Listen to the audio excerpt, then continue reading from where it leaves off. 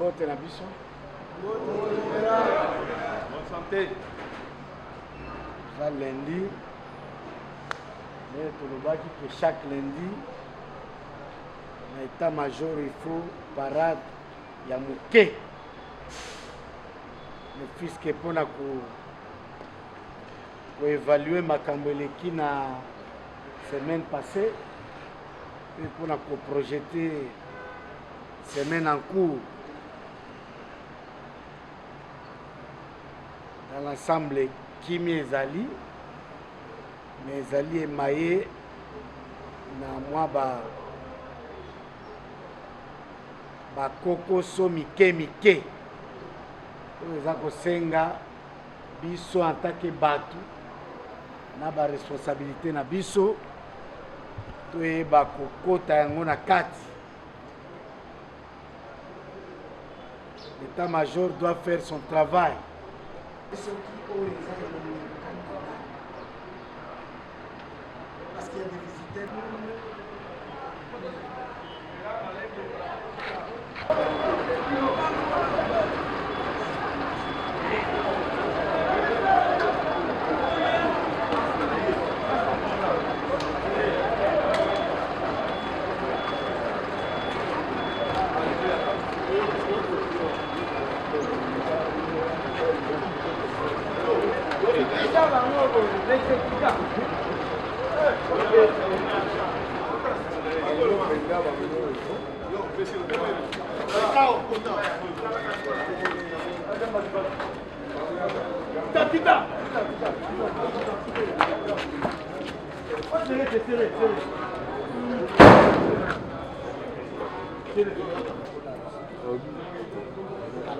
Il y a des experts dans la bureau.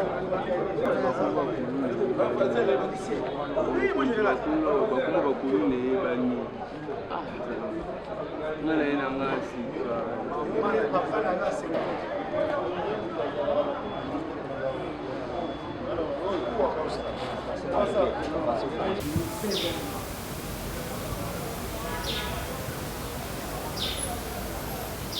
Le moment qui a fait sortir, Banina va se calmer.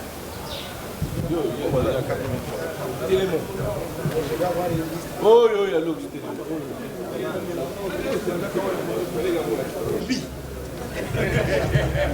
Mutu azanga forme talashi na ye tala biloko asalaka na pouvoir zombie oyo na satana zablo différence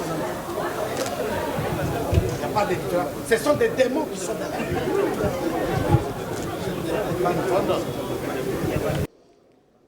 Oui, c'est dans notre coutume et dans nos traditions.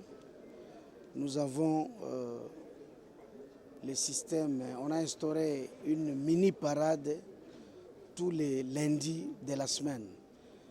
Cette parade donc nous permet d'évaluer la situation sécuritaire de la semaine passée et nous permet de projeter l'avenir, c'est-à-dire la semaine en cours, de donner les instructions relatives aux opérations à mener.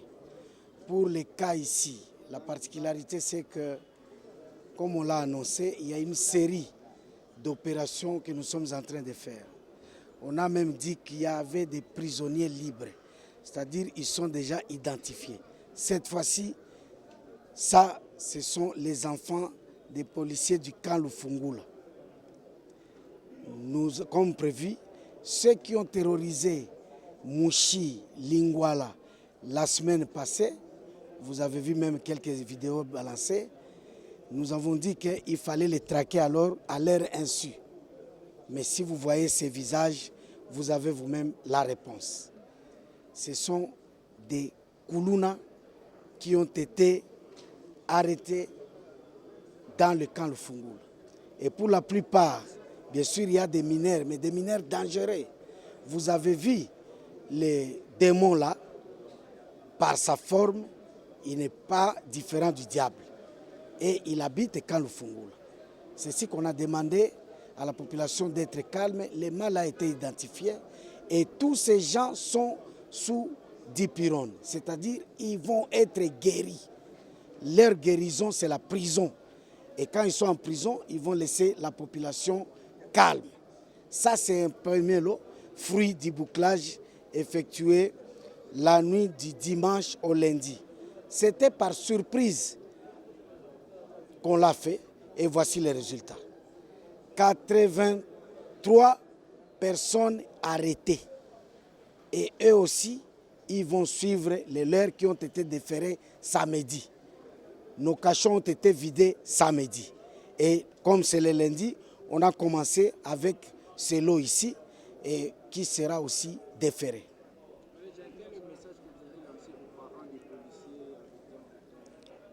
Les parents des policiers savent bien que au-delà de 18 ans, on ne peut plus rester au camp. Et d'ailleurs, tout à l'heure, après ici, on part déloger tout parent qui détient encore l'enfant ou quelqu'un de plus de 18 ans, parce qu'il n'est plus enfant, quelqu'un de 18 ans, il sera délogé du camp. C'est ce que prévoit la loi.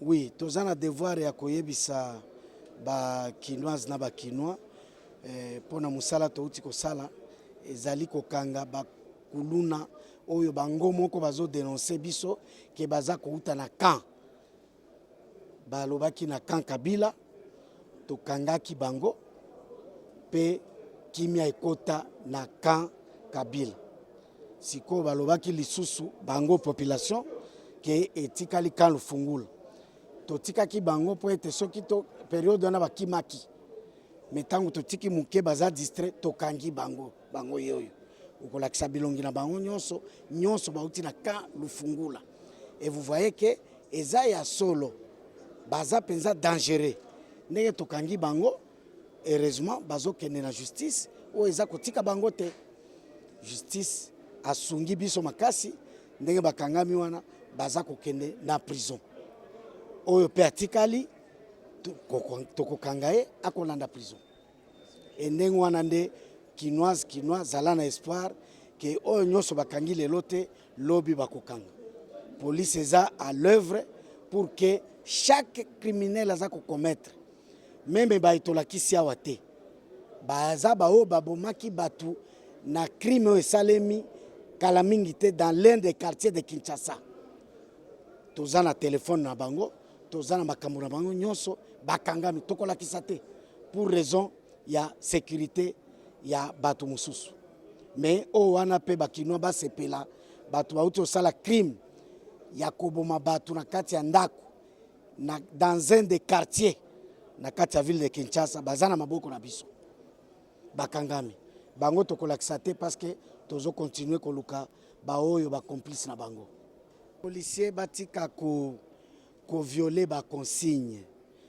tozali ko déployer bango pona kokanga batu ya mabe to déployer bango te po bango moko bakoma batu ya mabe to ba se transformer na batu ya mabe policier yo pe bakuti yo au lieu ya kosunga population okangi obotoli eloko ya population tozwi yo oza na 5 ans na yo ya condamnation na temps normal oza na 8 ans na 10 ans na temps de guerre alors eloko wana soko olingi te kosala yango te tika kotracasser population biso tobatelaka nde population policier nyonso il faut alanda message oyo parce que soka kangami akolanda baninga na yo bakangami oyo naza sûr baza déjà na difficulté na mibeko mokasi nalobaki yango mpona batata ya bana ya camp Lufungula soki oza mwasi policière to mobali policier il faut koyeba ke obala oboti tangu mwana akokisi majorité akomi na 18 ans okotika ye lisusu na camp te okolukela ye esika ye moko akomi responsable il faut alongwa na camp wana nde mibeko oyo tosali lelo tozo ko appliquer kaka mibeko ya mboka na biso donc oza papa policier maman policière to mwasi ya policier to mobali ya policier boboti bana ekoki 18 ans bimisa ye na camp soki pe et d'abord bazokende plus musika azwi mutukutu mwana na ye te azaka libanda akoti ye na camp quand eza dépôt ya bamalfaiteur te ekoki kozala mpe bongo te. Alors na ndenge tosali boye yo moko banda kobibisa to banda kobima biloko na yo libanda kobima na biloko na yo libanda parce que toza koya kobimisa ko appliquer mibeko na banzi suka na biso yango wana pour